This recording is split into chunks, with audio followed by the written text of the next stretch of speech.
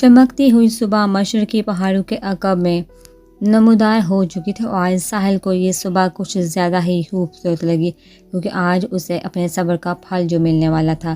حسب معمول امبرین اس کی ٹائی باندھ رہی تھی، وہ اسے اپنے بازو کے حصار میں لیے پرمسرت انداز میں باتیں کر رہا تھا۔ اور آج کھانے میں کچھ اہتمام نہ کرنا، ہم ڈنر باہر کریں گے، ٹھیک ہے نا؟ کسی بات کے اہتمام پر ساحل نے ہدایت دی تو اس نے اسپات میں سر ہلا دیا، اور سب سے ضروری بات اسے اچانک یاد آیا، میری الماری میں تمہیں ایک شاپنگ بیگ مل جائے گا، اس میں ایک ساڑی ہے، وہ میں نے خاص تمہارے لیے دی تھی کہ 2 نومبر کو تم سے فرمائش کروں گا اسے پہنے گی، لیکن خوش قسمتی وہ وقت جلدی آ گیا، تو میں چاہتا ہوں کہ آج رات تم وہی ساڑی پہنو۔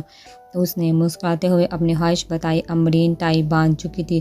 پہنو گی نا؟ ساحل نے ایک ہاتھ سے اس کی لٹ نرمی سے پیچھے کرتے ہوئے دوسرے بازو سے اسے خود میں بینچا پہن لوں گی، آپ بے فکر ہیں؟ امبرین کے دھیرے سے اقرار نے اسے مطمئن کر دیا۔ تھینکس، شام کو ملتے ہیں، ساحل نے کہہ کر اس کے ماتھے پر بوسہ دیا اور پھر کوٹ کا بٹن بند کرتے ہوئے باہر کی جانب بڑھ گیا، جبکہ وہ وہیں کھڑی اسے دیکھتے رہی، جس کے ماتھے اور کمر پر اب بھی ساحل کا لمس زندہ تھا۔ ساحل بہت ہی خوشگوار موڈ میں واپس آیا تھا۔ اس خوشگواری سے جب وہ سب کی مارننگ وش کا جواب دیتے ہوئے بالاخر اپنے روم میں پہنچا تو وہاں پہلے سے ہی شیخ صاحب موجود ملے۔ ارے شیخ صاحب، آپ یہاں؟ سب خیریت ہے؟ وہ کہتے ہوئے آ کر اپنی سنگل کرسی پر بیٹھا۔ نہیں سر، کچھ بھی خیریت نہیں ہے۔ ٹیبل کی دوسری جانب اس کے مقابل بیٹھے وہ بہت پریشان لگ رہے تھے۔ کیا ہوا؟ وہ بھی سنجیدہ ہوئی۔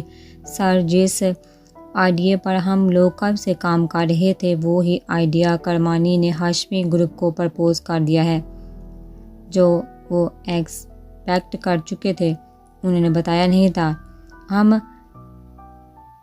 بم گرایا تھا، جسے سن کر ساحل ششدر رہ گیا۔ کیا ہمارا آئیڈیا اسے کیسے پتہ چلا؟ وہ پروجیکٹ تو کل لانچ ہونے والا ہے، تو ابھی کیسے ہاشمی گروپس نے کوئی پرپوزل ایکسیپٹ کر لیا؟ وہ سخت حیرت کے لپیٹ میں تھا۔ سر، یہ سب کچھ انڈر دا ٹیبل ہوا ہے۔ وہ کرمانی بہت تیز نکلا، اس نے نہ صرف ہمارا آئیڈیا چرایا بلکہ پہلے ہی ہاشمی گروپ سے ڈیل کر لیا کہ کل وہ اسی کا آئیڈیا ایکسیپٹ کریں گے، اور کرنا بنتا بھی ہے کہ اس کا آئیڈیا یونیک ہوگا۔ اب کل پروجیکٹ کے آفیشیل لانچنگ بس دنیا دکھاوے کو ہی ایک خانہ پوری ہے۔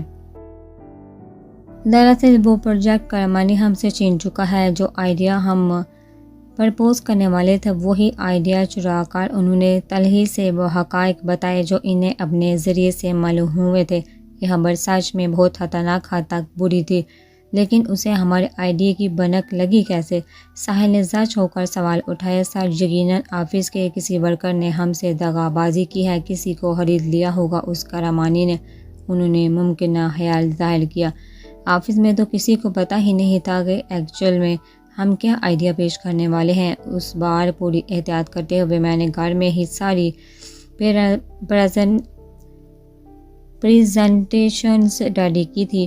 آفس میں صرف آپ جانتے تھے کہ میں کام کر رہا ہوں، لیکن کیا کام کر رہا ہوں یہ تو ٹھیک سے آپ کو بھی نہیں معلوم تھا، تو پھر کیسے؟ اس نے تلملاتے ہوئے ٹیبل پر ہاتھ مارا۔ کسی امپلائی کا آپ کے گھر آنا جانا ہے کیا سر؟ ہو سکتا ہے کسی نے کام کے بہانے گھر آ کے آپ سے نظر بچا کر آپ کے لاکر سے وہ پریزنٹیشنز پیپر نکال لیے ہوں، انہوں نے شک کے تحت پوچھا۔ ساحل بھی چونک کر پرشوق انداز میں انہیں دیکھتے ہوئے ان کی بات پر غور کرنے لگا۔ نہیں، میرے گھر کوئی نہیں آیا تھا، لیکن اگر کوئی آیا بھی تو ڈرائنگ روم تک ہی آیا ہے، میرے لاکر تک رسائی ممکن نہیں تھے۔ اس بار آئیڈیا چرانا ناممکن تھا۔ وہ نفی کرتے ہوئے بے یقینی کے عالم میں اپنی کرسی سے اٹھ کر ٹہلنے لگا۔ وہ اس وقت سخت جھنجھلایا ہوا تھا، اس کا بس نہیں چل رہا تھا کہ پوری دنیا کو تہس نہس کر دے۔ کہیں آپ نے تو کسی سے انجانے میں کوئی ذکر نہیں کیا ہمارے آئیڈیا کے بارے میں؟ ساحل نے اچانک خیال آنے پر پوچھا۔ نہیں سر، میں بھلا کیوں بتاؤں گا؟ اول تو مجھے اس کے بارے میں مکمل کچھ بھی پتہ نہیں تھا، اور دوسرا میرے لیے تو خود یہ پروجیکٹ ملنا بہت ضروری تھا کہ اس کے بعد میری پروموشن ہونے والی تھی۔ اسی کے احاطے پر ہم نے مارکیٹ سے اچھا خاصا لون لے رکھا ہے، انہوں نے فکرمندی عاجزی سے صفائی دی، اور بات مکمل کرتے ہی وہ خود بھی کسی خیال میں کھٹکے۔ سر، یہ پروجیکٹ تو گیا، اب ہم وہ لون کیسے چکائیں گے جس کے بدلے آپ کا گھر گروی ہے؟ شیخ صاحب کے کہنے بعد ساحل بھی چونکا، ایک جگہ رکا۔ اگر ہم نے وقت پر لون ادا نہ کیا تو آپ کا گھر، انہوں نے مزید کہتے ہوئے دانستہ طور پر بات ادھوری چھوڑی۔ ساحل نے فتح کے بہت قریب آ کر شکست کھائی تھی، اس فتح کے قریب جس کی تیاری وہ کب سے کر رہا تھا، جس پر اس کی زندگی کا اہم موڑ آنے والا تھا۔ اور افسوس یہ تھا کہ یہ شکست کسی کی دغا بازی کی بدولت اس کے حصے میں آئی تھی۔ وہ دغا باز کون تھا اس کا اسے ابھی علم نہیں تھا، لیکن وہ طے کر چکا تھا کہ یہ دغا بازی کرنے والے کو وہ کسی صورت نہیں بخشے گا۔ گڈ لک اور سنبھل کر رہنا، ایسا نہ ہو کہ پہلے میں تمہاری بیوی لے گیا، اب یہ پروجیکٹ بھی لے جاؤ اور تم کچھ نہ کر سکو۔ اسے کرمانی کی وہ کمینی سی سرگوشی یاد آئی۔ ضبط کے مارے ساحل نے اتنی بری طرح جبڑے بینچے ہوئے تھے کہ اس کی کن پٹی کی رگیں نمایاں ہونے لگی تھی، اور اتنا غصہ اسے شاذ و نادر ہی آتا تھا۔ بالآخر اس کے ضبط کا بند ٹوٹا اور اس نے ٹیبل پر پڑا پیپر ویٹ اٹھا کر پوری قوت سے سامنے دیوار پر نصب خوبصورت شیشے پر مارا، جو زوردار آواز کے ہاتھ کئی ٹکڑوں میں ٹوٹ کے بکھر گیا، بالکل اسی کے اعتبار کی طرح۔ امرین اس وقت قبلہ رخ جائے نماز بچھائے بیٹھی مغرب کی نماز پڑھ رہی تھی۔ نماز مکمل کر کے جب اس نے دعا کے لیے ہاتھ اٹھائے تو نہ جانے کیوں پھر سے دل بھر آئے اور آنکھوں سے آنسو بہنے لگے۔ وہ ہمیشہ سے نماز کی پابند ہی رہی تھی، لیکن حالیہ کچھ دنوں میں نماز پڑھتے ہوئے اس کی کیفیت ایسی ہوتی تھی جیسے اسے اللہ کے سامنے شرمندگی ہو رہی ہو، اور ہوتی بھی کیوں نہ، اپنے مخلص شوہر کے ساتھ بے وفائی کرنا گناہ ہی تو تھا جو وہ مسلسل کیے جا رہی تھی، لیکن اب وہ ان سب سے تھک چکی تھی۔ اسی لیے آج اس نے دل و دماغ کی اس جنگ سے آزادی پانے کا حتمی فیصلہ کر لیا تھا۔ ماما اچانک ماہر اور منزہ پکارتے ہوئے آئے تو اس نے جلدی سے اپنے آنسو صاف کر لیے۔ ماما پاپا آگے، وہ کہہ رہے ہیں کہ جلدی تیار ہو جاؤ، ہم باہر جا رہے ہیں۔ منزہ نے قریب رک کر بتایا، ٹھیک ہے آپ لوگ اپنے کمرے میں چلو، میں ابھی آ کر آپ لوگوں کو تیار کرتی ہوں، اس نے نرمی سے جواب دیا۔ ٹھیک ہے جلدی آئیے گا، ماہر نے بےتابی سے کہا، اور دونوں ہوشی ہوشی اپنے کمرے میں بھاگ گئے۔ امرین نے کھڑے ہو کر جائے نماز طے کی، اسے اپنی جگہ پر رکھا اور سر پر باندھا دوپٹہ کھولتے ہوئے اچھی طرح چہرہ صاف کیا کہ کہیں ساحل اسے دیکھ کر کھٹک نہ جائے۔ وہ بچوں کے پاس جانے ہی لگی تھی کہ ساحل کمرے میں آ گیا، جو امرین کی گلابی ہوتی ناک اور آنکھیں دیکھ کر چونکا۔ السلام علیکم، اس نے دھیرے سے سلام کیا۔ وعلیکم السلام، کیا ہوا؟ وہ جواب دیتا اس کی جانب آیا۔ کچھ بھی تو نہیں ہوا، وہ انجان بنی، تمہاری آنکھیں اور ناک ایسے گلابی ہو رہے ہیں جیسے تم روئی ہو۔ ساحل نے مقابل کھڑے ہو کر بغور اسے دیکھا۔ نماز کے بعد دعا مانگتے ہوئے امی ابو کی یاد آ گئی تھی، بس اسی لیے اس نے نظریں چراتے ہوئے بات بنائی۔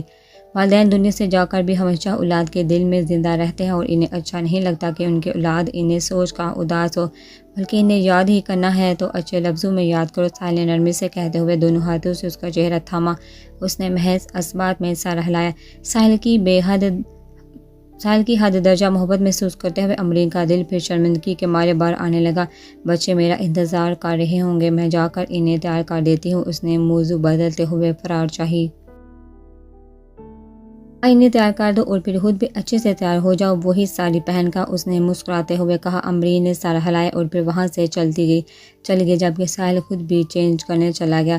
بے شک اس کے کاروبار میں بہت بڑا دھچکا لگا تھا، جس کے چلتے ممکن تھا کہ آنے والے دنوں میں اسے اپنا یہ گھر بھی گنوانا پڑتا، لیکن وہ کل کی فکر میں آج میسر آنے والی خوشی کو ناراض نہیں کرنا چاہتا تھا، اسی لیے آنے والے کل کی ساری فکریں پس پشت ڈال کر اس نے آج کو بھرپور طریقے سے جینے کا فیصلہ کیا۔ بچے ریڈی ہو کر گاڑی کی پچھلی نشست پر آ چکے تھے، اور ساحل بھی کار کے باہر امرین کا انتظار کر رہا تھا، جو بچوں کو تیار کرنے کے بعد کچھ دیر کی مہلت مانگ کر اب خود تیار ہو رہی تھی۔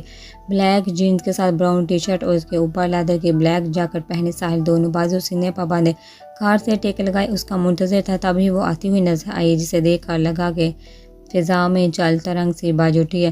شفون کی میرون ساڑی میں 4 انچ کی ہیل پہنے وہ سج دھج کر چلتی اس کی جانب آ رہی تھی۔ ساڑی بے حد سادہ تھی، جس کی بلاؤز کے پھول حسین کلائیوں پر آگے چپک رہی تھی۔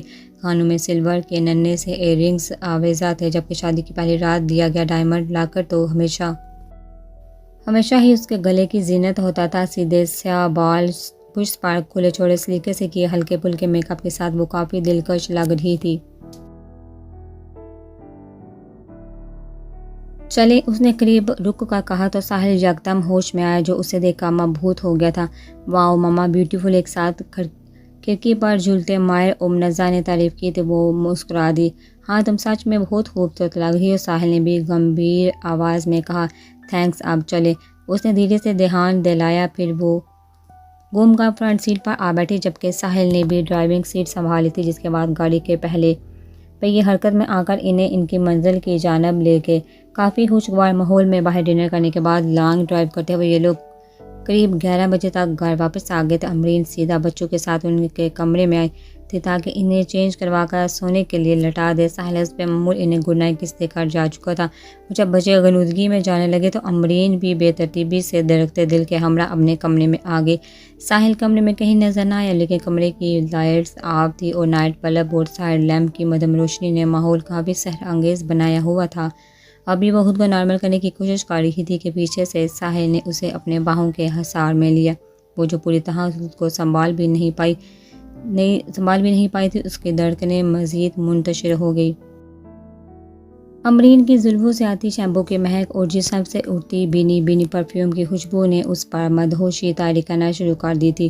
ساحل نے ضبط کا پھیلا سرا چھوڑتے ہوئے اس کے بال پیچھے سے ایک کنارے پر کیے اور کندھے پر اپنے لب رکھے، جو جذبات کی شدت سے دہک رہے تھے۔ وہ بے ساختہ آنکھیں میچتے ہوئے سانس روک بیٹھی۔ یہی عمل اس نے کان کے لوب پر دہرایا تو امرین کا ضبط جواب دے گیا اور وہ بے چین ہو کر اس کی جانب گھومی۔ مجھے ہم سے بہت ضروری بات کرنی ہے، اس نے فکرمندی کے عالم میں کہا۔ باتیں بہت ہو چکی ہیں، آج باتیں نہیں، صرف محبت کرنی ہے۔ اس کا گمبھیر لہجہ ہمار سے چور تھا۔ وہ اسے مزید خود میں بیندتے ہوئے اپنے لب اس کے لبوں کے اتنے قریب لے آئے کہ امرین نے اس کی تپتی سانسیں چہرے پر محسوس کی۔ جو میں کہنا چاہتی ہوں وہ سن کر شاید آپ کی محبت نفرت میں بدل جائے، اس کی رنجیدگی سے کہنے پر ساحل نے چہرہ پیچھے کرتے ہوئے چونک کر اسے دیکھا۔ ساحل کی آنکھوں میں تعجب ہی سوال تھا اور امرین کی آنکھوں میں بیک وقت ڈر، شرمندگی اور رنج تھا۔ تم نے کہا تھا کہ آج مجھے اجازت ہے، اس کا عجیب سا انداز کچھ جتانا چاہ رہا تھا۔ ہاں ہے، لیکن میری بات سننے کے بعد اس کے بعد آپ جو چاہیں کر سکتے ہیں، میری جان بھی لے سکتے ہیں، میں کچھ نہیں کہوں گی۔ اس نے اسی سنجیدگی کے ساتھ ترکی بہ ترکی جواب دیا تو ساحل کی مدہوشی زائل ہو کر سنجیدگی میں بدل گئی۔ اس کا انداز ایسا نہیں تھا جسے نظر انداز کیا جاتا۔ کیا کہنا ہے تمہیں؟ بلاخر اس نے بھی جانا چاہا۔ چند لمحے اسے دیکھتے رہنے کے بعد امرین نے اس کا ہاتھ تھاما اور اسے سنگل صوفے پر بٹھا کر خود اس کے پیروں سے لا کر زمین میں بیٹھ گئی۔ وہ اس وقت اتنا الجھا ہوا تھا کہ اسے نیچے بیٹھنے سے ٹوک بھی نہ پایا۔ میں یہاں خود نہیں آئی، کسی نے جان بوجھ کر ایک خاص مقصد کے تحت مجھے جہاں بھیجا ہے۔ اس نے بنا کسی تمہید کے اپنا سچ کھول کر رکھ دیا اور وہ ششدر رہ گیا۔ سر، یقیناً کسی نے ہم سے دغا بازی کی ہے، کسی کو خرید لیا ہوگا۔ اس کرامانی نے اسے بے ساختہ شیخ صاحب کی بات یاد آئی۔ اسی پل اس کے ذہن میں کندہ لبکا کڑی سے کڑی ملی اور پوری تصویر واضح ہو گئی۔ مطلب امرین ظفر کرمانی کا بھیجا گیا وہ مہرہ تھا جسے اس نے بڑی چالاکی سے ساحل کے خلاف استعمال کرتے ہوئے مات دے ڈالی تھی۔ کس نے بھیجا ہے تمہیں؟ وہ سب سمجھتے ہوئے بھی پوچھ بیٹھا۔ آپ کی خالہ اور ان کے بیٹوں نے، تاکہ میں آپ کی جائیداد میں سے ان کا بھی حصہ نکال سکوں۔ اصل انکشاف تو اب ہوا تھا۔ تو روح پا پلٹا ہے قصہ جس کا امکان تھا ہی نہیں۔ تیر اس طرف سے آیا ہے جہاں میرا دھیان تو تھا ہی نہیں۔ ساحل کو لگا کہیں بہت زوردار دھماکہ ہوا ہے جس کی خطرناک گونج سے اس کے کانوں کے پردے پھٹ گئے ہیں اور اب بس چاروں طرف سائن کی آوازیں آ رہی ہیں۔ آپ کی خالہ کا کہنا تھا کہ آپ نے بہت کچھ بنا رکھا ہے جس پر ان کا بھی حق ہے، کیونکہ انہوں نے کافی عرصہ اپنے گھر سے دور رہ کر آپ کے گھر اور بچوں کا سنبھالا ہے۔ اگر آپ اپنی پسند کی کسی لڑکی سے شادی کرتے تو وہ کبھی ان لوگوں کو آپ کی پراپرٹی سے حصہ نہیں لینے دیتی، بلکہ مکھن میں سے بال کی طرح ان لوگوں کو آپ کی زندگی سے نکال کر باہر کرتی۔ اسی لیے انہوں نے مجھے بھیجا تھا کہ میں آپ کی بیوی بن کر ان لوگوں کے اشاروں پر چل سکوں، اپنی جھوٹی محبت سے آپ کو لبا کر اس قدر آپ کو اپنی مٹھی میں کر لوں کہ میرا ہر لفظ آپ کے لیے حرف آخر ہو، مگر میں ایسا نہیں کر سکی۔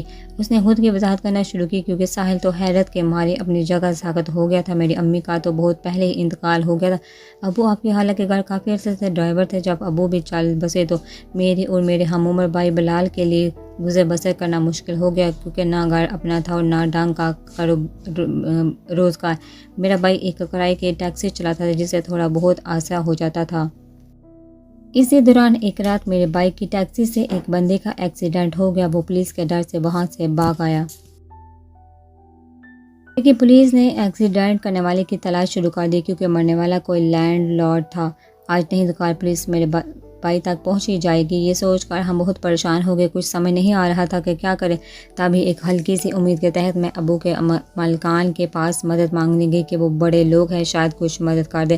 سارا مسئلہ سن کر شاہ رخ بھائی نے کہا کہ وہ مجھے رہنے کے لیے ٹھکانہ بھی دے دیں گے اور میرے بھائی کو بھی دبئی بھجوا دیں گے، جہاں پولیس اسے نہیں پکڑ پائے گی، لیکن بدلے میں جو وہ کہیں گے مجھے کرنا ہوگا۔ میں مجبور تھی، اسی لیے مان گئی۔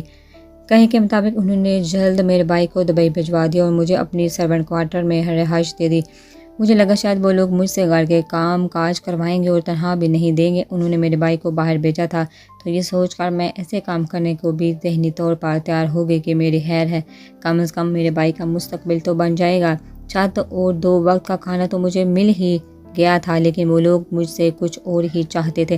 ایک روز جب آپ کی خالہ یہاں سے وہاں رہنے گئی ہوئی تھی تو مجھے ان کے سامنے حاضر کر کے شاہ رخ بھائی نے بتایا کہ میں انہیں اس کام کے لیے بالکل ٹھیک لگ رہی ہوں۔ ان کی بات سن کر میں ڈر گئی کہ نہ جانے یہ لوگ مجھ سے کون سا کام کروانا چاہتے ہیں۔ تب ان لوگوں نے بتایا کہ مجھے آپ کے گھر آنا ہے، آپ کے بچوں کا دل جیت کر پہلے ان کی ماں پھر آپ کی بیوی بننا ہے اور آہستہ آہستہ آپ کی برین واشنگ کر کے آپ کو اس نرج پر لانا ہے کہ آپ بہوشی اپنی 2 میں سے ایک پگڑی ان کے نام کرنے کو تیار ہو جائے، لیکن شادی کے بعد آپ کو اپنی مٹھی میں کرنا تو دور، میں تو آپ سے بات بھی نہیں کر پائی۔ خالہ جان بوجھ کر واپس اپنے گھر گئی تھی اور مجھے سختی سے حکم دے کر گئی تھی کہ تنہائی کا فائدہ اٹھا کر آپ کو اپنی جھوٹی محبت اور ہوس ربا اداؤں سے لبا کر مٹھی میں کروں۔ فلیش بیک: تم کیوں اتنا پریشان ہو رہی ہو بیٹا، میں آتی جاتی رہوں گی۔ انہوں نے رسان سے تسلی دی۔ وہ کچھ نہ بولی۔ چلیے ناشتہ کر لیتے ہیں، پھر آپ کو ڈراپ کرتے ہوئے مجھے آفس بھی جانا ہے۔ ساحل نے گفتگو سمیٹی۔ ہاں ذرا کرمداد کو بید و سامان گاڑی میں رکھوانا ہے۔ ان کے کہنے پر ساحل سر ہلا کر چلا گیا، جبکہ وہ رسان سے امرین کی جانب متوجہ ہوئی۔ بات سنو لڑکی، بہت ہو گیا یہ نئی نویلی دلہن کی طرح شرمانا گھبرانا، جس مقصد کے لیے ہم تمہیں جہاں لائے ہیں اس پر کام شروع کرو۔ اب ساحل پر اپنی جوانی کا ایسا جادو چلاؤ کہ جو تم بولو وہ سب باہو بکھرے۔ وہ عظمت ہتھوں دھیمی آواز مگر سخت انداز میں مخاطب تھی، جسے وہ مزید سہم کے آپ لوگ سمجھ نہیں رہے ہیں۔ ساحل جیسے شخص کو دھوکہ دے کر لوٹنا غلط ہے۔ آپ کو جو چاہیے آپ ان سے مانگ لیں، وہ آپ کو دے دیں گے، وہ بہت اچھے ہیں۔ اس نے لجاجت سے سمجھانا چاہا۔ بھکاری نہیں ہے جو اس کے آگے ہاتھ پھیلا کر مانگے، دھوکے سے چھیننا بھیک مانگنے سے زیادہ گری ہوئی حرکت ہے۔ وہ بے ساختہ کہہ گئی۔ زبان چلا رہی ہے، مجھ سے بہت پڑھ نکل آئے ہیں۔ چند دن اس کی سنگت میں رہ کر انہوں نے یکدم اس کا بازو تو پوچھا تو وہ سسک اٹھی۔ اگر تیرے دماغ میں یہ چل رہا ہے کہ تو ساحل کی بیوی ہے اور تو اسے سب بتا کر بچ نکلے گی تو تیری غلط فہمی ہے۔ پہلی بات تو یہ کہ ساحل کو دھوکے باز لوگوں سے نفرت، اگر تو نے منہ کھولا تو ہم سے تو وہ تعلق ختم کرے گا، مگر تجھے بھی طلاق دے کر گھر سے باہر نکال دے گا۔ اور صرف اتنا ہی نہیں، شاہ رخ کے صرف ایک اشارے پر تیرے بھائی کو پاکستان بلا کر پولیس کے حوالے کر دیا جائے گا، جس کے بعد پولیس اس کا کیا حشر کرے گی یہ بتانے کی ضرورت نہیں ہے۔ ان کی دھمکی سے اس کی پوری وجود میں خوف کی سرسراہٹ توڑ گئی۔ اگر اپنی اور اپنے بھائی کی سلامتی چاہتی ہو تو چپ چاپ ملکہ بن کر اس گھر میں رہتی رہے، خود بھی عیش کر اور ہمیں بھی عیش کروا، آئی سمجھ۔ انہوں نے جھٹکے سے اس کا بازو چھڑایا تو وہ بے بسی سے آنسو پی کر رہ گئی۔ حال میں لاکھ دھمکیوں کے باوجود بھی ان کے کہے کے مطابق نہیں چل پا رہی تھی۔ میں جانتی تھی کہ آپ تو پہلے ہی مجھے دل و جان سے قبول کر چکے ہیں، اگر میں بھی آپ کی طرح والہانہ پن دکھاؤں تو آپ پوری طرح میری مٹھی میں ہو سکتے ہیں۔ میں ایسا نہیں کرنا چاہتی تھی کیونکہ یہ غلط ہوتا، آپ کے جذبات سچے تھے جن سے کھیلنے کو میرا ضمیر نہیں مان رہا تھا۔ شاہ رخ بھائی فون پر مجھ سے پل پل کی خبر لیتے تھے۔ میں نے سوچا ان لوگوں سے جھوٹ کہہ دیتی ہوں کہ میں نے آپ سے بات کی ہے، مگر آپ نہیں مانے، اور اسی طرح جب تک ممکن ہوگا ان کو ٹالتے رہوں گے۔ لیکن شاہ رخ بھائی نے نیا حکم دیا کہ فیکٹری کے اصل پیپرز اور آپ کے انگوٹھے کا نشان چرا کر ان لوگوں تک پہنچا دوں، جس کے بعد میرا کام یہاں ختم ہو جائے گا اور وہ مجھے بھی میرے بھائی کے پاس بھیج دیں گے۔ شاید ان لوگوں کو اندازہ ہو گیا تھا کہ جو سوچ کر وہ مجھے اس گھر میں لائے تھے میں اس پر کھڑی نہیں اتری۔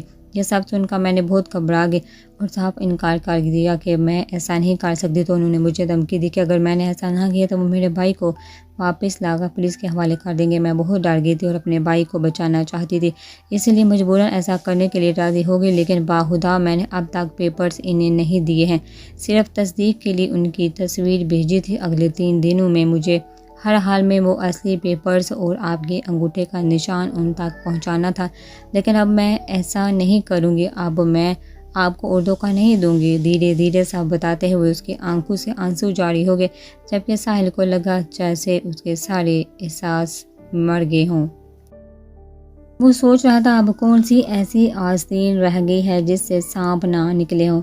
پہلی محبت یک طرفہ، پہلی شادی بے وفا، کاروبار میں ایمانداری نہیں، ماں جیسا رشتہ چال باز، اور اب دوسری محبت میں بھی دھوکہ۔ ایسا لگ رہا تھا جیسے اس کے نصیب کے کاغذ پر ترتیب سے بس دھوکے کھانا ہی لکھا تھا۔ اب یہ سب بتانے کی وجہ، کافی دیر بعد وہ گویا ہوا تو اس کا بھاری لہجہ ہر جذبات سے عاری تھا، کیونکہ اب میں اپنے ضمیر سے لڑتے لڑتے تھک گئی تھی، جو ہر لمحہ مجھے ملامت کر رہا تھا کہ میں آپ جیسے انسان کو دھوکہ دے کر ٹھیک نہیں کر رہی ہوں۔ وہ بھیگے لہجے میں وضاحت کرنے لگی، شادی کی پہلی رات سے لے کر اب تک یہ سوچ کر میں نے آپ کو اپنے قریب آنے سے رکا ہوا تھا کہ شاید اس وجہ سے آپ غصے میں آ کر مجھے طلاق دے دیں اور میں دھوکے باز کا یہ کھیل کھیلنے سے بچ جاؤں۔ مگر غصہ کرنا تو دور، آپ میری ہر بات کا احترام کرتے چلے گئے، جس نے ہر گزرتے لمحے کے ساتھ میرے دل میں آپ کے لیے عزت اور اپنی لیے ملامت بڑھا تھی، جس کے بعد اب آخری راستہ یہی تھا کہ میں آپ کو سب سچ بتا دوں۔ اس کی لرزی آواز میں کرب گھلنے لگا۔ اب آپ یا وہ لوگ میرے ساتھ جو سلوک کریں گے میں سہ لوں گی، کم از کم وہ ضمیر کی اس ملامت سے تو بہتر ہوگا۔ اس کے لہجے میں درد بڑھنے لگا۔ وہ اب بھی کچھ نہ بولا۔ آپ نے مجھے ربط البیت کہا تھا نا، نہیں ہوں میں اس مقدس لفظ کے لائق نہیں ہوں، وہ کہتے ہوئے آخر میں ہچکیوں سے رو پڑی۔